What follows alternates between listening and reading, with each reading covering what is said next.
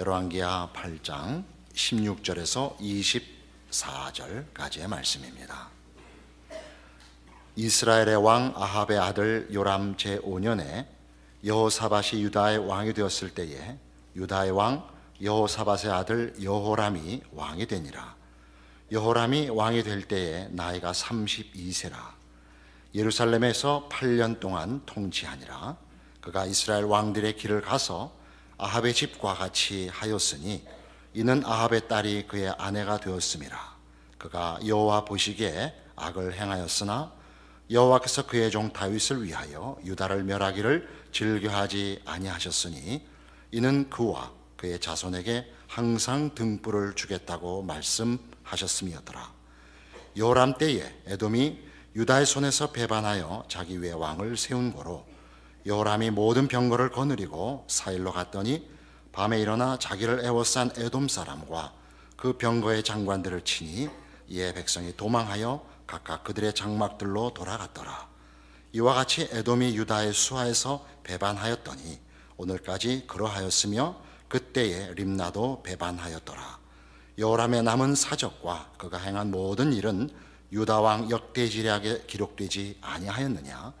여호람이 그의 조상들과 함께 자매 그의 조상들과 함께 다윗 성에서 장사되고 그의 아들 아하시아가 대신하여 왕이 되니라. 오늘 본문에 등장하는 유다 왕 여호람은 그 부인이 아합의 딸이어서 그 영향을 받아 북왕조 이스라엘 왕들이 늘 했던 신앙적인 실패, 반역의 길을 걸었다 이렇게 평가되고 있습니다. 북왕조와 남왕조로 나눈 이래 두 왕조가 다 망하기까지 북왕조는 한 번도 선한 왕을 배출하지 못합니다. 언제나 하나님의 뜻을 거스르고 우상을 섬기는, 그래서 늘 심판을 자초하는 길을 걸어 일찍 BC 722년에 아수르에 멸망을 하고, 남왕조 유다는 중간중간 선한 왕이 등장을 해서 그 종교 개혁을 일으키고 올바른 길로 가기 위한 부흥운동을 중간중간 행하곤 해서 조금 더 길게 가서 BC 586년에 바벨론에 가서 망할 때까지 그 역사가 이어집니다. 오늘도 보시면 여호람은 그 하나님을 섬기는 일에만 실패한 것이 아니고 국력이 쇠약해져서 에돔이 독립해 나가고 림나도 독립해 나갔다, 그렇게 기록되어 있고, 하나님 앞에 그 기뻐하심을 입지 못한 왕이라는 기록도 남겨놓고 있습니다. 그럼에도 불구하고 19절에 보는 바와 같이 여호와께서 그의 종 다윗을 위하여 유다 멸하기를 즐겨하지 아니하셨다. 이는 그와 그의 자손에게 항상 등불을 주겠다고 말씀하셨음이더라. 여기서 등불은 통치권을 의미합니다. 그러니까 다윗에게 허락했던 영원한 왕권, 그 약속을 근거로 해서 남왕조 유다 멸하기를 즐겨하지 아니하셨습니다. 그래서 이 열왕기의 북왕조 이스라엘과 남왕조 유다의 역사를 보면 두 왕국이 하나님께 어떻게 반응했느냐 하는 것도 중요한 기록의 목적이 되지만, 더 중요한 것은 그 운명이 북왕조나 남왕조의 그 왕국이 어떠한 태도를 취했느냐 보다 더 깊이 하나님이 남왕조에게는 은혜를 베풀었기 때문에 남왕조는 더 길게 갔다, 이것이 중요한 내용이 되지요. 그러나 결국 멸망하지 않았느냐 이렇게 얘기하실 수 있을지 모르지만, 그건 우리 나중에 열왕기 끝날 무렵에 다시 한번 확인해 보기로 하십시다. 하나님의 약속은 바벨론 포로로 인한 유다 왕조의 멸망으로 끝나지 않습니다. 그 약속은 계속 이어집니다. 우리는 예수님께서 이 땅에 오시는 신약을 여는 마태복음 1장 1절의 말씀이 아브라함과 다윗의 자손 예수 그리스도의 세계라 이렇게 시작되는 것을 알고 있습니다.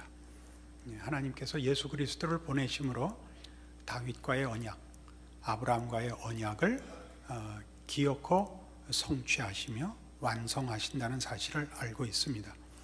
그것은 바벨론 포로에서부터도 몇백 년이 지난 후 신약 시대에 성취되었고, 말하자면 오늘날까지도 예수 안에서 하나님의 약속은 유효하며 왕성하며 결국 모든 하나님의 백성과 세계와 역사의 운명이 될 것입니다.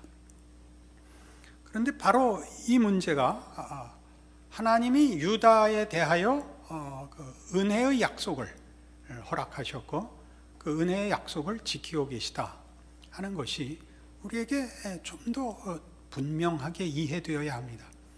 어떤 식으로 분명해야 되느냐? 하나님의 백성으로 부름받은, 즉 우리가 하나님을 아버지로 믿습니다, 예수를 믿습니다라는 기독교 신앙 고백이 현실적으로 어떻게 유효하냐? 우리의 인생과 실존에 신자라는 것이 무엇을 의미하는가라는 측면에서 이 문제의 이해는 꼭 필요합니다.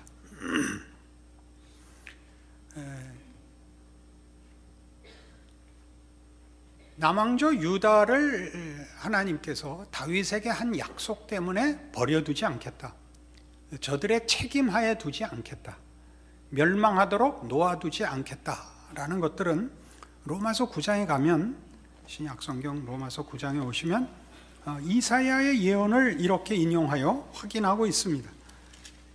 신약성경 252페이지입니다.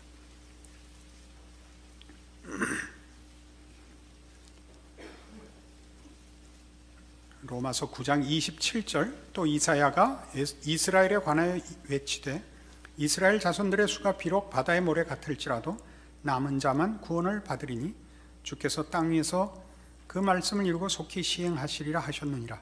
또한 이사야가 미리 말한 바 만일 만군의 주께서 우리에게 씨를 남겨두지 아니하셨더라면 우리가 소돔과 같이 되고 고모라와 같았으리로다.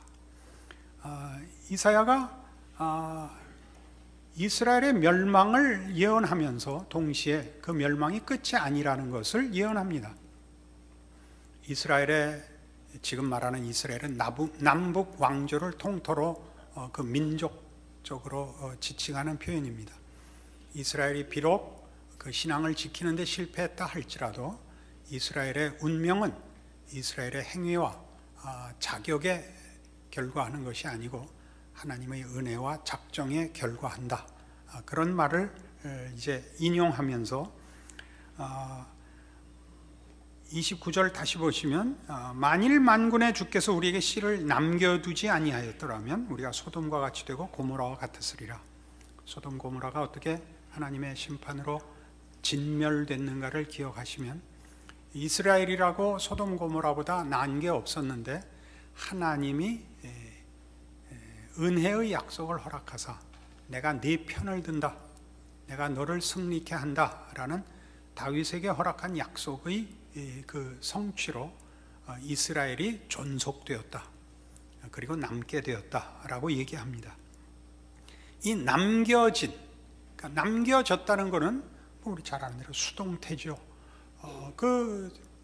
주어가 남겨두신 하나님께 있는 것입니다.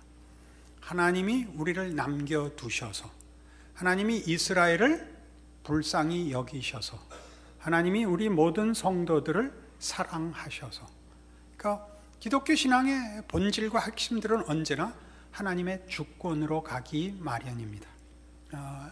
하나님의 주권이라는 것은 다만 하나님이 우리보다 더 의지가 굳다라든가 하나님이 우리보다 권세가 더 크다, 그래서 하나님을 말릴 수 없다라는 식의 이해를 요구하는 것이 아닙니다.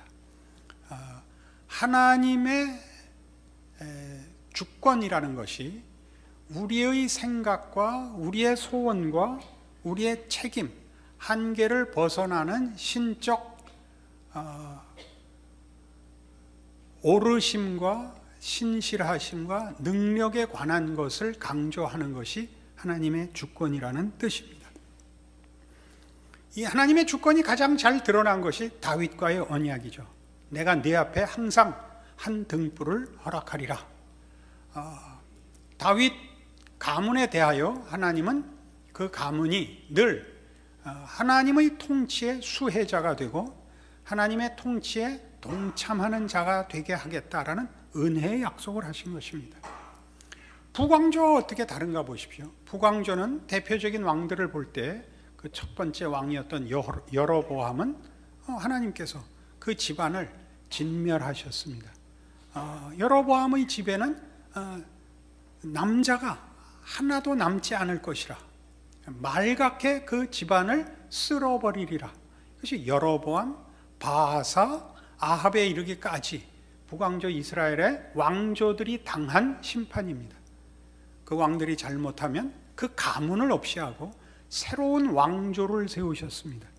이스라엘이라는 국호는 연속되고 있지만 그 왕권들은 가문이 바뀌는 그런 역모에 의해서 혁명에 의해서 바뀌곤 했죠.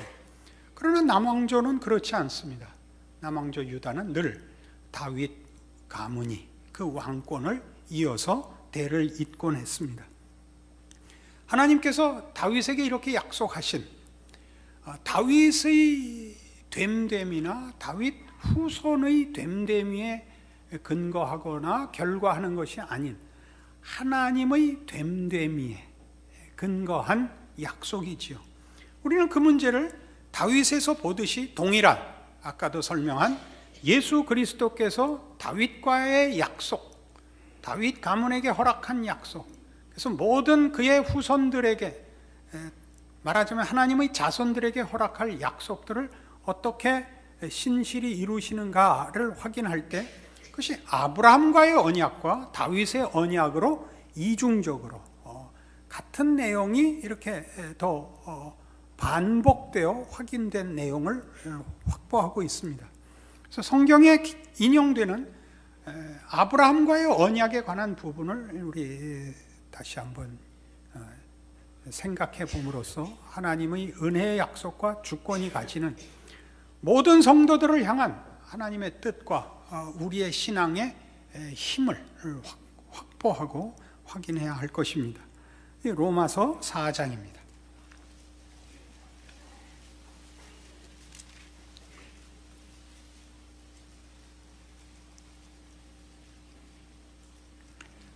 로마서 4장 16절.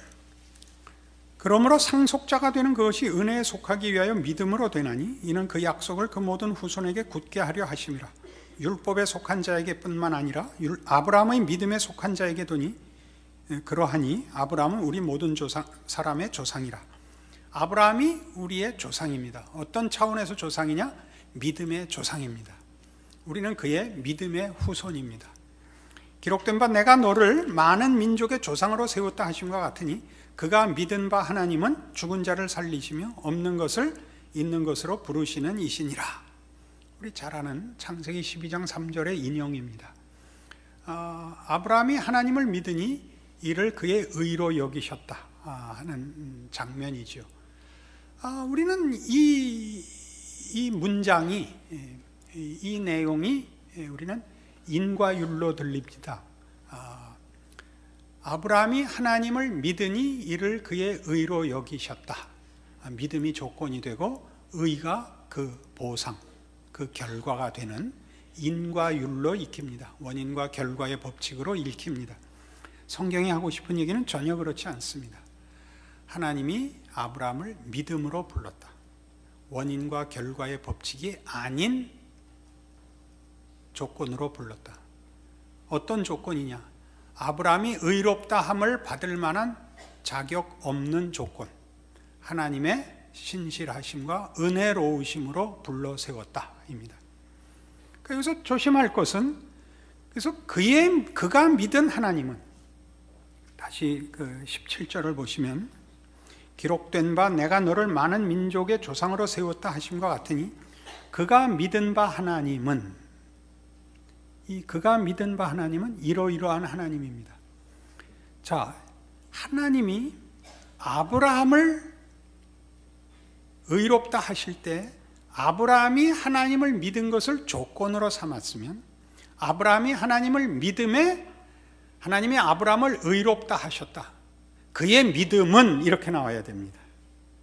그걸 조건으로 삼으면 아브라함이 의롭다함을 받은 것이 결과이고 자신에게 조건이 있었던 것이면 그의 믿음은 어떤 믿음이었다라는 조건 설명이 나와야 됩니다.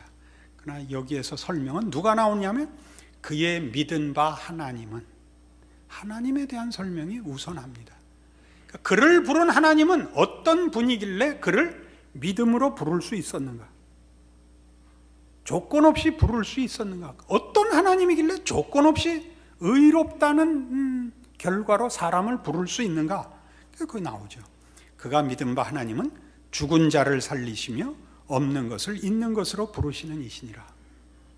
부활의 하나님이시며 사망을 생명으로 바꿔놓을 수 있는 하나님이며 무에서 유를 창조하실 수 있는 하나님이니까 조건 없이 아브라함을 의인으로 부를 수 있었느니라. 맞죠? 이거를 이해한 것으로만 아멘하지 마시고 여러분이 바로 이 법칙의 수혜자라는 차원에서 아멘하셔야 됩니다. 이건 굉장히 중요합니다. 그것은 마치 다윗 가문에게 하나님이 은혜를 베푸시는 것과 같이 오늘 본 그 주인공인 여호람이 북왕조 이스라엘 왕들과 동일한 길을 갔으나 자기가 행한 대로 받지 아니하고 하나님의 은혜로우심으로 결과를 받듯이 우리 하나님을 믿는 백성이 되었다라는 것은 그런 자가 되었다는 뜻입니다. 하나님 앞에 우리는 우리의 행한 대로 받는 자가 아니라 하나님의 어떠하심으로 대우받는 자인 것입니다. 그러나 이것이 선뜻 확인이 안 되죠. 왜냐하면 우리가 못마땅한데 하나님이 나를 봐준다 한들 마음이 편치 않으실 것은 너무나 상식입니다. 그러나 오늘 좀 더 가면 이 문제가 가지는 뜻을 알게 됩니다. 아브라함이 바랄 수 없는 중에 바라고 믿었으니 바랄 수 없는 중에 바랐다는 건 뭐죠? 그가 아무런 조건을 갖고 있지 않았기 때문에 기대할 수 없는 중에서 부름을 받았다는 거죠. 이는 네 후손이 이같으리라 하신 말씀대로 많은 민족의 조상이 되게 하려 하심이라 이겁니다. 그러니까 우리가 여기서 보는 모든 내용들은 아브라함을 부르신 하나님은 하나님 당신의 신실하심과 당신의 은혜에 근거하고 아브라함을 부르고 있고 아브라함의 후손을 약속하고 있습니다. 네 자손이 하늘의 별 같고 바다의 모래 같으리라. 그것이 아브라함이 믿음이라는 걸 조건으로 갖고 나왔다면 네 후손이 얼마나 많으리라는 장담할 수 없습니다. 그 후손들도 그 조건을 만족시키는 자만 후손이 될 수 있으니까. 그러나 하나님이 당신의 은혜로 얼마든지 부르겠다라고 약속하신 부름이기 때문에 네 후손이 하늘의 별 같고 바다의 모래 같으리라 라는 약속은 하나님이 이 은혜를 무한정 허락하시겠다는 당신의 약속과 뜻에 의해서 얼마든지 허락할 수 있는 약속이 되는 것입니다. 그렇지요. 왜 이런 얘기를 우리가 해야 되는가? 조건 없는 구원에 관한 얘기를 왜 이렇게 반복적으로 우리 기독교 신앙에서 확인해야 되는가? 현실적으로 우리는 요호람이기 때문입니다.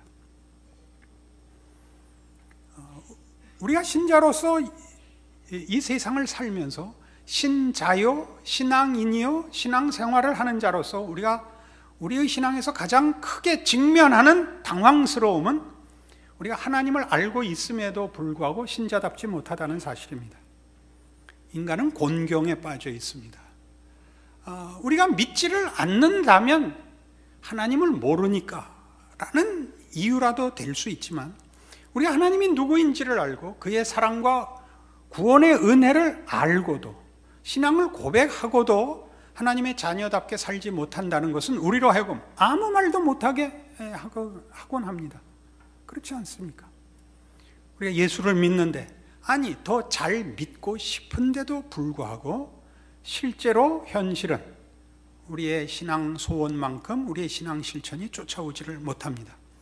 그것은 우리가 이 땅에서 사는 동안의 현실일 수밖에 없는 곤경입니다. 우리와 믿지 않는 자들과의 차이는 뭐냐? 우리는 하나님을 알고 저들은 하나님을 모르는 것입니다. 여러분이 보통 설명하는 대로 우리는 하나님을 믿고 저들은 믿지 않습니다. 근데 그 문제를 여러분이 어떻게 적용하느냐 하면, 나는 하나님을 믿으니까 믿는 자답게 살아야 한다라고 다시 조건으로 씁니다. 하나님은 아브라함을 그가 믿었기 때문에 부른 자라고 믿는 연장선상에 자꾸 놓습니다. 아브라함이 믿음을 조건으로 가진 것이 아니라 하나님의 은혜스러움으로 누구든지 당신의 자녀로 부를 수 있는 분이라는 아브라함을 부른 믿음의 연장선상에서 여러분을 본다면, 여러분이 하나님을 믿는다는 말, 하나님을 안다는 말은 그 하나님이 은혜의 하나님이라는 걸 안다는 뜻이어야 됩니다. 여기가 갈라지는 분기점입니다. 여러분이 아는 하나님은 한 번의 은혜를 베풀었기 때문에 더 이상은 줄 게 없는 하나님이어서는 안 됩니다. 그는 시작을 은혜로 하셔서 그 결과를 은혜로 마칠 하나님입니다. 아브라함과 다윗과 한 약속을 성취하기 위하여 그 아들 예수를 보내신 하나님이며, 그 약속을 이루기 위하여 다시 그 아들을 보내실 하나님입니다. 우리는 그 사이에 끼어 있습니다. 우리는 하나님을 믿습니다. 하나님을 압니다. 하나님의 뜻을 압니다. 우리는 그 소원이 있습니다. 그러나 그렇게 살지 못합니다. 어떻게 해야 합니까? 울어야 마땅합니다. 물론 그렇습니다. 우리가 아는 것은 이겁니다. 하나님은 죽은 자를 살리는 하나님이며 없는 것을 있는 것 같이 부르는 하나님이라는 것을 믿습니다. 이것이 우리의 현실의 힘이 되지 않는다면 신앙생활의 영위는 불가능합니다. 여러분의 신앙생활이 반복적으로 강조하지만 하나님을 찾을 필요가 없는 신앙이 되는 것이 신앙의 승리라고 생각하셔서는 안 됩니다. 하나님 앞에 자랑하러 나갈 수준이 되는 것이라고 생각하는 것 같이 어리석은 신앙은 없습니다. 왜냐하면 우리는 피조물로서 하나님으로부터만 생명과 진리와 필요한 모든 것을 받습니다. 우리의 신앙이 가장 좋을 때는 어느 때냐? 하나님의 필요성을 가장 깊이 느끼는 때야말로 우리가 신앙이 좋은 때입니다. 언제 느끼느냐? 우리의 한계를 볼 때입니다. 우리의 한계를 볼 때입니다. 세상 사람들은, 우리도 믿는다는 우리도 마찬가지지만 우리는 더 분명히 아는 것이고 세상 사람들도 다 압니다. 뭐를? 인간이 곤경 속에 있다는 걸 압니다. 해결할 수 없는 곤경 속에 있습니다. 사람은 바로 서지를 못합니다. 바로 서고 싶으나 바로 서지 못하는 영혼의 장애인입니다. 영혼의 불구자입니다. 그것이 성경이 말하는 사람들이 다 죽었다는 뜻입니다. 우리는 다 죽은 자입니다. 우리는 생명이 없고 진리 가운데 있지 못하여 바로 서지 못합니다. 우리는 바로 서고 싶습니다. 우리는 살아난 자고 하나님을 믿고 압니다. 그러나 우리가 사는 세상이 지진이 일어나는 세상이요, 해일이 일어나는 세상입니다. 요동치는 바다 위에 서 있습니다. 빠지는 물, 든든하지 않은 기초, 그것도 요동치는 바다입니다. 우리는 흔들리는 땅 위에, 즉 지진이 일어나는 땅 위에 서 있는 것입니다. 우리는 바로 서 있을 수가 없는 환경과 조건 속에 있습니다. 현실이 어떤지를 알아야 됩니다. 우린 끊임없이 하나님 앞에 주 예수를 보내신 하나님의 은총이 저를 주 예수 안에 품어 내 발을 반석 위에 세우소서라고 구해야 합니다. 반석 위에 선다는 것은 더 이상 흔들리지 않는 세상 위에 서는 것이 아니라 흔들리는 세상 속에서 반석 대신 예수 안에 서는 것입니다. 예수 안에 섬음으로써 뭘 하느냐? 내가 흔들리지 않는 것이 아니라 예수 안에 있는 것과 세상 위에 서 있는 것과의 차이를 합니다. 예수 안에 있지만 우리는 아직도 세상 안에 있고, 세상 안에 있음으로써 당하는 흔들림이 나에겐 흔들림일 수 있으나 하나님은 흔들리지 않는다는 것을 아는 믿음 가운데 세우는 것입니다.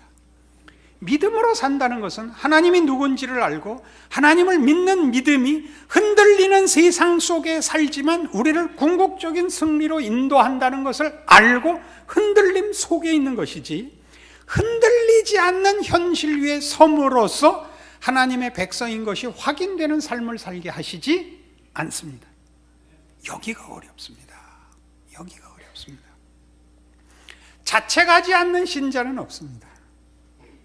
불만이지 않은 신앙은 없습니다. 불만과 회한과 후회와 자책 속에 삽니다. 그래서 무슨 생각을 한다고? 하나님 한순간도 나를 내 손에, 내 발 위에 두지 마시고 반석 위에 나를 두소서. 내 손을 놓지 마소서. 이것이 신자의 기도입니다. 흔들림 속에 있지만 이 흔들리는 것은 결국 영원한 것이 아니며, 흔들리지 않는 예수 안에만 영원한 우리의 믿음의 터와 약속된 영원한 본향이 있다는 것을 아는 것입니다. 그 차이를 아시겠습니까? 현실이 바뀌기를 바라는 것과 현실 속에서 예수를 붙잡아 든든히 서는 것과의 차이를 아시겠습니까? 이걸 인정하십시오. 우리가 곤경 속에 있다는 것을, 예수 믿는 자라 할지라도 흔들림에서 면제될 수 없다는 것을 인정하십시오. 그 흔들림이 여러분을 하나님을 직면케 한다는 것을 감사하십시오. 여러분의 한계가 여러분을 예수를 찾고 하나님을 찾게 한다면 옳은 것입니다. 여러분의 기도와 여러분의 어떤 헌신이 하나님을 찾을 필요가 없게 만들거든 여러분은 틀린 길을 가고 있는 것입니다. 우리는 그러나 본성적으로 거듭 얘기하지만 아브라함이 하나님을 믿음의 일을 그의 의로 여기셨다가 뭘로 읽히는 사람들이라고요? 믿음이 조건으로 제시됐다라고 읽히는 본성 속에 있습니다. 기껏 읽어도 한 번 예수 그리스도 안에서 우리를 의롭다 하신 은혜로 하나님이 주실 은혜와 책임은 끝났고 이제는 내가 갚아야 할 것만 남았다라고 하나님을 믿으며 하나님을 안다고 얘기를 하고 있습니다. 그렇지 않습니다. 하나님은 그 아브라함을 부르사 그 아브라함의 후손을 바다의 모래 같고 하늘의 별같이 하실 은혜의 하나님이십니다. 은혜의 하나님이십니다. 그 아들을 보내시는 하나님이십니다. 지금도 그가 우리를 붙들어 승리케 하는 하나님입니다. 그러나 우리는 그 앞에 나가기를 거부합니다. 무엇 때문에 그래요? 인간의 곤경을 제대로 이해하지 못합니다. 그 곤경을 수긍해야 한다는 걸 모릅니다. 현실적인 곤경을 제거하는 것이 예수 그리스도를 대신하지 않게 하십시오. 여러분으로 하여금 여러분의 하루를 마친 저녁마다 하나님 오늘 하루도 주 예수 안에서 붙들어 주셔서 감사합니다. 나를 내 손에 놓아두지 않으셔서 감사합니다. 나의 미련과 나의 완악과 무지함대로 보상하시지 않고 갚지 않으셔서 감사합니다. 그 기도가 있어야 되고, 내일도 내가 의식하든 의식하지 못하든 하나님이 내 발걸음을 붙드소서, 이 기도를 하는 것이 믿음의 길이지, 나는 더 이상 하나님 앞에 나와 구할 것이 없다, 하나님이 다 이루어 주셨다, 나는 늘 마음이 평하다, 이거 아닙니다. 그 마음이 평한 사람들은 대부분 곤경을 제대로 이해하지 못하는 것입니다. 우리의 곤경은 뭐죠? 우리는 사람다운 일에 대하여 경건의 모습을 알고 있으나 경건의 능력이 부족한 자들입니다. 우리가 되고 싶은 사람이 되지 못합니다. 남에겐 요구하고 설명하는데 되지는 않습니다. 왜 안 되죠? 나 혼자 정직하고 똑바로 서 있으면 그만이 아니라니까요. 요동치는 바다 위에 서 있습니다. 우리 혼자 우리를 정당하게, 완전하게, 온전하게 세워놓을 수가 없습니다. 어느 순간, 어느 경우도 어느 한순간도 예수 그리스도의 도우심을 필요로 하지 않는 순간은 없습니다. 그러나 우리가 사는 세상과 심지어 신자들에게까지도 이 곤경은 늘 과소평가됩니다. 우리 이 문제를 의식적으로 회피합니다. 성도들이 가지는 가장 큰 신앙의 잘못은 이 곤경을 죄악시하는 것이요, 이 곤경을 여러분들도 의식적으로든 무의식적으로든 희석시킵니다.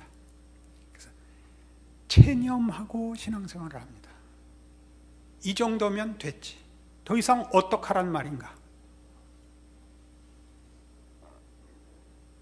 여러분이 이 문제를 외면하고 우리가 당한 곤경에 대하여 하나님 찾기를 부정하는 순간 우리는 하나님을 찬양할 일이 없어집니다.